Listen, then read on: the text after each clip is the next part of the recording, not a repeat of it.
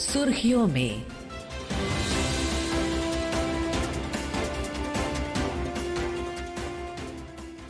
ये आकाशवाणी है। प्रस्तुत है कार्यक्रम सुर्खियों में। इसके अंतर्गत सुनिए भारतीय रेलवे का आधुनिकीकरण, नई रेलगाड़ियां और ढांचागत विकास पर चर्चा। इसमें भाग ले रहे हैं रेलवे बोर्ड के पूर्व अध्यक्ष अरुणेंद्र कुमार। कार्यक्रम का संचालन कर रहे हैं सुबोध मिश्र। भारतीय रेल आधुनिकीकरण की दिशा में अग्रसर है।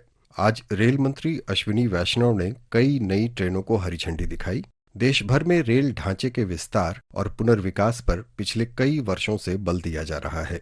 आज सुर्खियों में हम जानेंगे कि यह परिवर्तन यात्रियों के अनुभव और देश के विकास को कैसे प्रभावित करेगा, और इस पर बातचीत के लिए हमारे साथ हैं रेलवे बोर्ड के पूर्व अध्यक्ष अरुणेंद्र कुमार। अरुणेंद्र जी, आपका स्वागत है। धन्यवाद।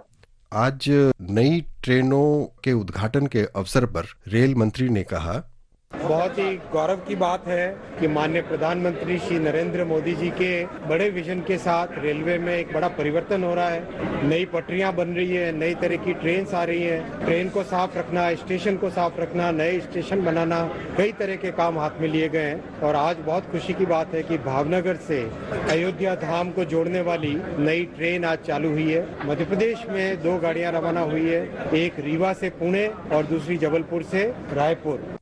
अरुणेंद्र जी, अभी जो नई ट्रेनें शुरू हुई है और जो नए पहल किए जा रहे हैं जिनका उल्लेख किया अभी रेल मंत्री जी ने, वो जनता के नजरिए से, यात्रियों की सहूलियत के हिसाब से कितने महत्वपूर्ण हैं? इसको आप ऐसे समझिए कि जो ट्रेनें आज 3 ट्रेन अभी बात हुई है, ये कोई बहुत मेट्रो सिटीज से कनेक्ट नहीं किया गया है, दिल्ली, बम्बई या कलकत्ता या चेन्नई से। ये टीयर 2 सिटीज वाले जगह से कनेक्शन दिया गया है। भावनगर टू अयोध्या, ये तो दोनों बहुत ही इंपॉर्टेंट जगह हैं और उसको कनेक्शन दिया। बीच में कई कई आपको शहर भी मिलेंगे। रीवा से पूना, रीवा एक बड़ा हब बनता जा रहा है मध्य प्रदेश में, और रीवा से पूना सीधी गाड़ी आना उन यात्रियों को भला करेगा जिनको थ्रू ट्रेनें में तकलीफ होती है। उसी तरह से जबलपुर से रायपुर, ये एक बहुत अच्छा और पश्चिमी मध्य प्रदेश में बहुत इंपॉर्टेंट रूट है जहाँ पे सीधी गाड़ी नहीं है। दूर दूर की गाड़ियां बीच में रुकती हैं, चली जाती हैं, बट स्टार्टिंग और स्टॉपिंग नहीं है। ये तीनों ट्रेनें बहुत ही महत्वपूर्ण रहेंगी डेवलपमेंट के लिए। और एक नई पहल है रेल मंत्रालय की, माननीय प्रधानमंत्री जी के नेतृत्व में भारतीय रेल की अश्विनी वैष्णव जी रेल मंत्री द्वारा ये जो तीनों ट्रेनें चली गई हैं, ये एक नई दिशा दिखाता है कि हम किस तरफ आगे बढ़ रहे हैं। जी, पिछले 11 वर्षों में देश में रेल नेटवर्क और उसकी आधारभूत संरचना का कितना विकास हुआ है? क्या आप इस पर कुछ प्रकाश डालना चाहेंगे? देखिए, अगर ये प्रगति की बात की जाए तो एक तो काफी समय निकल जाएगा, क्योंकि इतनी जबरदस्त प्रगति है कि आंखें चकाचौंध हो जाती हैं। स्पेशली अगर हम विदेश में देखा जाए भारत की रेल की प्रगति को थोड़ा सा अगर आपस में जोड़ें तो। लेकिन तब भी ये बहुत आवश्यक है कि देखिए, तो भारत ने सबसे पहले विद्युतीकरण करीब करीब पूरा कर लिया पूरे देश में। एक बहुत बड़ी उपलब्धि है जो 2030 का लक्ष्य था और जो बहुत पहले ही खत्म होने जा रही है, 5 साल पहले। 0 कार्बन की तरफ बढ़ चुके हैं। अब खत्म ही अपना पूरा काम जितना रेलवे का हो चुका है। और जो जनता को सामने होता हुआ दिखता है वो 2 सेक्टर में दिखता है, एक तो मेट्रो में और एक वंदे भारत ट्रेनों में। वंदे भारत ट्रेन हर कोई आजकल हर एक की जुबान पर है। अगर वंदे भारत ट्रेन आपकी आती है, यानी आप टेक्नोलॉजी से दूर जुड़े हुए हैं। ये ट्रेन कम समय में लंबी दूरी पूरी करती है, डे लाइट डे ट्रेन है। रात की सेवा भी शुरू हो जाएगी। साथ साथ ये अमृत भारत ट्रेन का जो नया कॉन्सेप्ट आया है, जिसमें नॉन एसी ट्रेन चलेंगी, ये जनता के लिए बहुत ही प्रभावी है, जनता के लिए बहुत सहूलियत पैदा करेगी। मेट्रो ट्रेन में एक बहुत बड़ा क्रांतिकारी परिवर्तन है। कहाँ हमारे 248 किलोमीटर मेट्रो हुआ करती थी 2014 में, और जो बढ़ के हो गई 1013 किलोमीटर। और साथ ही साथ अब एक नया कॉन्सेप्ट जो रेल रैपिड ट्रांजिट सिस्टम का आया है, यानी 2 बड़े बड़े शहरों को जोड़ने के लिए केवल वो पास वाले, जैसे एनसीआर के बाद दिल्ली मेरठ को उन्होंने जोड़ा है 85 किलोमीटर को, मतलब वो भारत ट्रेन से। ये एक बहुत बड़ी चीज है। सबसे ज्यादा चीज अब जो सामने अभी आई थोड़े दिनों पहले, वो हाइड्रोजन ट्रेन के नाम से है। एक कॉन्सेप्ट रेलवे ने अपनी क्षमता से करके दिखा दिया है कि हम हाइड्रोजन फ्यूल को इस्तेमाल कर सकते हैं, भले ही थोड़ी दूर के लिए हो, ये सबर छोटे सेक्शंस के लिए हो। लेकिन ये कॉन्सेप्ट बहुत जरूरी है, क्योंकि हाइड्रोजन ट्रेन हर कोई बात करता है और हर जगह है नहीं। जर्मनी में 1-2 ट्रेनें चला करती हैं, भारत में इसको देखने को मिलेगा। इसके बाद अगर बात करें इंजन बनाने की क्षमता की, डब्बों बनाने की क्षमता की, तो इंजन पिछले साल भारत ने 1681 इंजन बनाए थे, जो कि Europe, north America, south America, Africa और ऑस्ट्रेलिया के सारे इंजन बनाते हैं जितने ये देश, उससे भी अधिक। ये भारत एक देश, 2 फैक्ट्रियां 3 फैक्ट्रियां जो है भारत के पास, चितरंजन, बनारस और पटियाला, अब दाहोद भी शुरू हो रहा है, ये भारत में बन रहे हैं। ये बहुत बड़ी खूबी की बात है। ट्रैक पे बात करें तो ये नई चीज है। ट्रैक में हमने 31,000 नया रूट किलोमीटर ले किया है। रूट किलोमीटर मतलब एक जिस तरह से ट्रेन जोड़ी जाती है और दूसरी पटरी आती है तो दोनों को अलग अलग जोड़ते हैं। तो 31,000 किलोमीटर जो है आगे बढ़ी है, ये बहुत बड़ी उपलब्धि है। साथ ही साथ आप देखेंगे वाईफाई तो स्टेशनों पे आजकल कॉमन सा ही हो गया है। 6,000 स्टेशन पे वाईफाई चल रहा है। कवच की बात जो होते हैं सेफ्टी को लेके 1548 किलोमीटर पे ऑपरेशनलाइज हो चुका है। दिल्ली मुंबई दिल्ली कलकत्ता पे पूरा हो जाएगा। सेक्शन हम देखते हैं सुनते हैं आजकल कि भाई ये मथुरा से अब कोटा पूरा हो गया है, इससे आगे बढ़ता जाएगा। तो ये संक्षेप में मैंने आपको बताया है। ये जो कि ब्रिजेस की बात करें, चिनाब ब्रिज की बात करें, कश्मीर कनेक्टिविटी की बात करें, आप कश्मीर में ट्रेनें जाना शुरू हो गई हैं, तो एक बहुत बड़ी उपलब्धि है। और ये माननीय अगेन प्रधानमंत्री नरेंद्र मोदी जी का व्यक्तित्व है, नेतृत्व है, जिन्होंने रेलवे को कभी भी धन की कमी नहीं होने दी और समय पे गति शक्ति के मोटर से सभी दूरियों को उन्होंने खत्म किया। जी, आपने स्टेशनों का उल्लेख किया और रेल मंत्री अश्विनी वैष्णव ने स्टेशनों के बारे में भी आज कहा। 11 वर्ष पहले अगर किसी स्टेशन पे जाते तो स्टेशन पे खड़े होना दूभर होता था। इन 11 वर्षों में मोदी जी ने रेलवे में बहुत बड़ा परिवर्तन किया है। आज स्टेशन साफ सुथरे होते हैं, नए स्टेशन बन रहे हैं, गाड़ियां साफ सुथरी है और जो 50-60 वर्षों के पुराने जो तकलीफें थी उनको इन 11 वर्षों में बहुत हद तक दूर किया है और एक नए विजन के साथ काम कर रहे हैं जिससे कि नए तरह का रेलवे गढ़े, नए तरह का भारत बने। अरुणेंद्र जी, रेलवे स्टेशनों को आधुनिक बनाने की परियोजना किस प्रकार देश में रेल यात्रा को नए युग में ले जा सकती है? अगर आप इसका उदाहरण देखना चाहें, सबसे तो आप अयोध्या धाम का स्टेशन एक बार जरूर विजिट करिए। बिल्कुल ही दिशा या सोच ही अलग है। और सोच क्या अलग है, इन्होंने एक होल्डिंग एरिया बनाया है। सारी पटरियों के ऊपर वाली जगह को जोड़कर एक सेकंड फर्स्ट फ्लोर वही है, सेकंड फ्लोर वही है, इसमें बहुत सारे यात्री इकट्ठे किए जा सकते हैं और बड़े अच्छे, ऐसा नहीं कि बहुत ठूस के भरा जाए, बहुत ही ओपन है। कुर्सियां हैं, बैठने की जगह है, पंखे हैं और करीब करीब 5 से 7 हजार छत के ऊपर बैठ सकते हैं और नीचे अलग है। तो ये एक बहुत बड़ी सोच है। स्टेशन देखें तो एयरपोर्ट का आप बिल्कुल भूल जाएंगे। स्टेशन घुसते ऐसा लगता है कि कहीं और आ गए हम, ये नॉर्मल स्टेशन नहीं है। तो ये एक छवि है भारतीय रेल की स्टेशन डेवलपमेंट से। और सबसे ज्यादा जरूरी है कि पहले तो क्या होता था कि एक स्टेशन में आपने एक फुट ओवर ब्रिज बना दिया, किसी स्टेशन पे आपने एक फ्लोरिंग चेंज कर दी, किसी स्टेशन पे आपने लाइटें लगा दी, किसी स्टेशन पे आपने एक लिफ्ट लगा दी।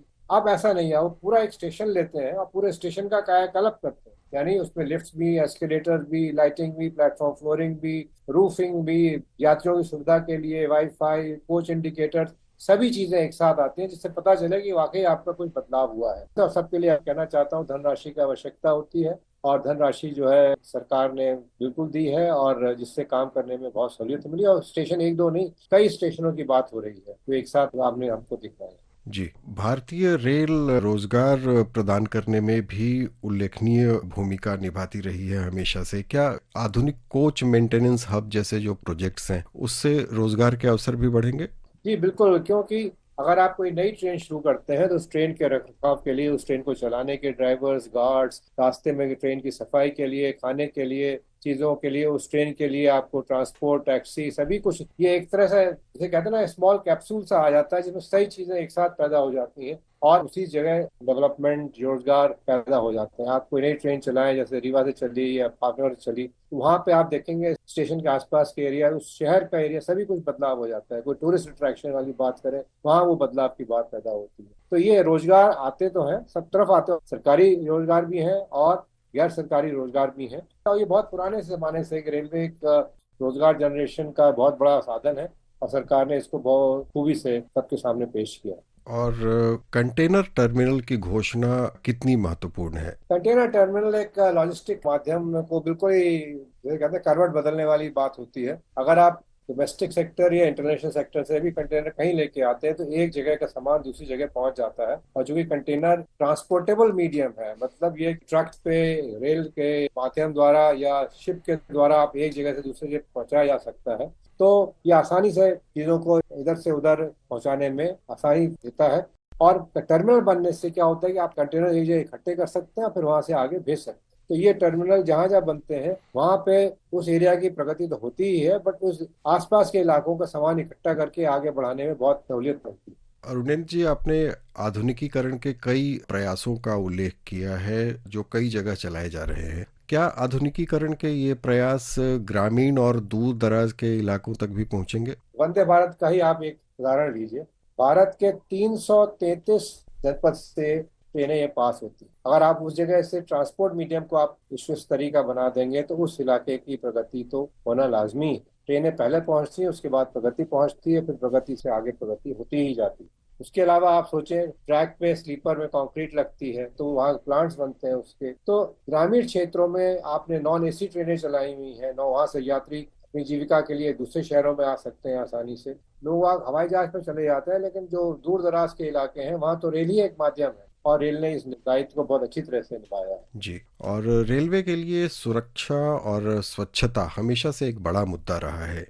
और मंत्री जी ने भी उस पर बात की है। इसे बेहतर बनाने के लिए और क्या क्या उपाय किए जा रहे हैं? पहले मैं स्वच्छता की बात करूं। स्वच्छता दो तरीके से देखी जा सकती है। एक तो जो रेलवे अपने आप स्वच्छ करे सब चीजों को, जो रेलवे कर रही है, और दूसरे वो यात्रियों से अपेक्षा करती है कि वो गंदगी कम करें, ना करें, या करें तो जो गंदगी उस जगह डालें जहाँ पे नामित क्षेत्र है। दोनों ही दिशा में प्रयास हुए हैं, तो काफी सहयोग यात्रियों से मिला है, लेकिन अभी बहुत अपेक्षा है कि स्टेशनों पे सफाई की। कुछ दूर दराज स्टेशन है या स्टेशन जहाँ पे नया काम चल रहा है, कंस्ट्रक्शन एक्टिविटी हो रही है, वहाँ थोड़ी तकलीफ आती है। जहाँ तक संरक्षा की बात है तो ये रेलवे का दायित्व है कि जब यात्री आपकी ट्रेन पे आता है तो आप उसको सेफ तरीके से उसके स्टेशन में पहुंचाएं। इसीलिए जब मैंने बात करी, कवच की बात करी, इलेक्ट्रॉनिक फिल्टर सिग्नलिंग भी अब जगह आपको 6600 स्टेशनों पे लगा हुआ है। फिर जो बेसिक सेफ्टी सिस्टम्स हैं वो ऑपरेशन में हो, तो वो चीजें बहुत जरूरी हैं और इस पर रेलवे का पूरा ध्यान रहता है। एक कोई भी सेफ्टी वायलेशन हो वो चीज को अटेंड किया जाता है। सबसे पहले आप सुना करते थे कि अनमैन्ड लेवल क्रॉसिंग्स हैं, वहाँ पे बस टकरा गई या कोई वैन फंस गई, और वो सब चीजें तो खत्म हो गई। अनमैन्ड तो बिल्कुल खत्म ही हो गए, और मैन लेवल क्रॉसिंग्स को भी ओवर ब्रिज बना के, अंडर ब्रिज बना के धीरे धीरे करके समाप्त किया जा रहा है। ये चीजें हैं। और जहाँ तक कोलिजन्स वाली बात है वो कवच के द्वारा ही है। फायर एक्सीडेंट्स कंट्रोल करने की बेसिक चीज, क्यों फायर पैदा ही क्यों होती है, वो चीज पे भी ध्यान दिया गया है। आप एंटी फायर रेजिस्टेंट क्लॉथ हो, फोम हो या केबलिंग हो, इन सब पे भी बहुत विशेष रूप से ध्यान दिया गया। जी, आने वाले वर्षों में रेलवे में और क्या क्या सकारात्मक बदलाव देखने को मिल सकते हैं? देखिए, सबसे ज्यादा उम्मीद है यात्रियों की यह है कि उनको एक कंफर्म सीट मिल जाए, जिसके लिए 2 महीने पहले उनको टिकट ना खरीदनी पड़े। इसके लिए सबसे बड़ा प्रयास है, और जो इसमें डेडिकेटेड फ्रेट कॉरिडोर का बहुत बड़ी भूमिका है, क्योंकि मालगाड़ी अगर उधर चली जाएंगी तो अपने आप यात्रियों गाड़ियों की जगह बनेगी। और भारतीय सरकार ने डब्बों की योजना बनाई हुई है जबरदस्त। 7134 डब्बे पिछले साल नॉन एसी के बनाए थे, जो कि 9541 से बढ़ के हैं। तो ये बहुत जरूरी है। दूसरी ये भी उम्मीद की जाती है कि मालगाड़ी को भी एक टाइम टेबल पे चलाया जाए, जिससे कि जो भाड़ा यातायात है उसमें कोई वो ना, हालांकि अभी आप पता कर सकते हैं कि आपकी गाड़ी कहाँ है, कब तक पहुंचेगी, लेकिन अगर टाइम टेबलिंग गुड्स ट्रेन हो जाए तो बहुत अच्छी बात है। तो तीसरी बात सामने आती है कि आप देखेंगे वंदे भारत में अब सोने वाली ट्रेनें, जो कि रात्रि की में बर्थ मिल जाए, उस ट्रेनों का भी शुरुआत होती है, क्योंकि ट्रायल्स वगैरह काफी आगे तक पहुंच चुके हैं और इस वर्ष उम्मीद है ट्रेन शुरू हो जाए, अगले वर्ष तक शुरू हो जाए। ये तीनों चीज आप देखेंगे, और नए नए प्रोजेक्ट्स हैं, डबलिंग, ट्रिपलिंग, फोर लेनिंग, ये सब चीजें भी साथ देखने को मिलेंगी, जो कि इन्वेस्टमेंट्स का जरिया है, जिससे हम सामने देखते हैं। तो रेलवे का कायाकल्प बहुत बड़ी संस्था है और काफी जनता को इस पे इंटरेक्शन कई जगह होता है, तो ये सब चीजें रेलवे कि आपको आते हुए समय में दिखाई देगी। अरुणेंद्र जी, रेल की प्रगति और देश की प्रगति पर बहुत सार्थक चर्चा के लिए आपका बहुत बहुत धन्यवाद। धन्यवाद। अभी आप सुन रहे थे भारतीय रेलवे का आधुनिकीकरण, नई रेलगाड़ियां और ढांचागत विकास पर चर्चा। इसमें भाग ले रहे थे रेलवे बोर्ड के पूर्व अध्यक्ष अरुणेंद्र कुमार। कार्यक्रम का संचालन कर रहे थे सुबोध मिश्र।